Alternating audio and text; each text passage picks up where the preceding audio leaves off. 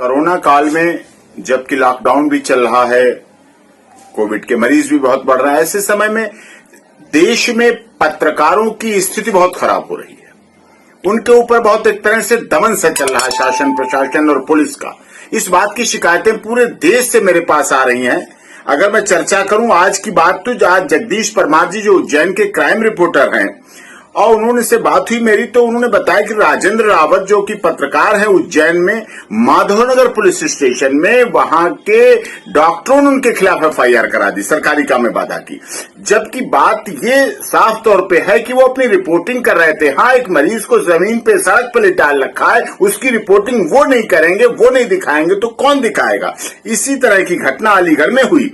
प्रदीप शर्मा जी जो कि विवेकानंद कॉलेज में काउंटिंग की रिपोर्टिंग कर रहे थे कि किस तरह से पुलिस ने मास्क नहीं लगा रखे हैं, प्रयोग नहीं कर रखी है, तो वो प्रदीप शर्मा जी पत्रकार हैं, संपादक है शेष प्रश्न अखबार के अलीगढ़ में, तो उनके ऊपर भी मुकदमा दर्ज कर दिया गया वहां इसी बात का, और गिरफ्तार करके रखा गया लोधा पुलिस स्टेशन में।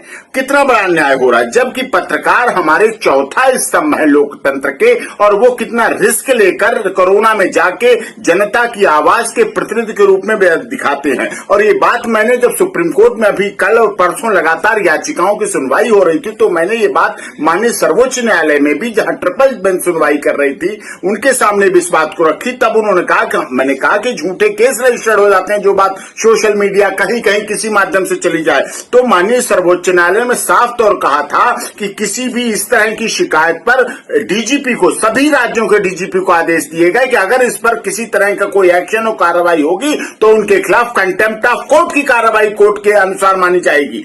इस तरह की बात कहने के बाद भी माननीय सर्वोच्च न्यायालय कह रहा है, हमारा देश का संविधान कह रहा है, कानून कह रहा है कि चौथा स्तंभ है, अगर उनकी बात नहीं आ जाएगी।